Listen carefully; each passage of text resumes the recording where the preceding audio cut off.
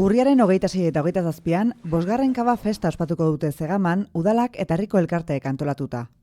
Nik aurten bi berrikuntza aipatu nahiko nituzke.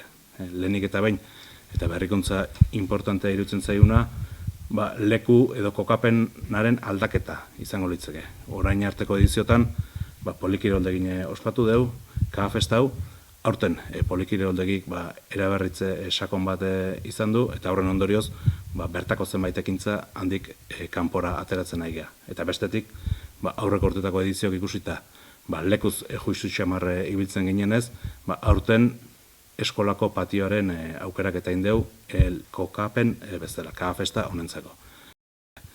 Aurten prestatu den programa, aurreko urtekin konparatuz, antzeko dela esan daikeu, alegie, 7 herritan iriko die atek, kata bat eginez. Kata hau, aurten gontan, Oliver Viticultors kabako enologaren eskutik izango dugu, esan da bezala 7 herritan izango da, eta eskolako gimnasioan.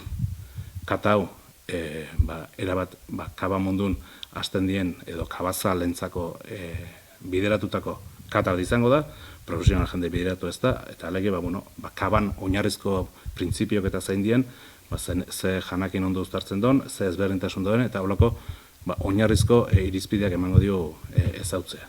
Esan da bezala, ostiralen eta larumaten izango litzake kata hau, bi egunetan, 7 herritan. Eta ondoren, aurreko urtetako dinamika jarraituz, bertan San Sadurni eta Kataluniako beste herri bateko kaba dastatzeko aukera, eta hemengo Eusko Labeldun produktuekin afaltzeko aukera.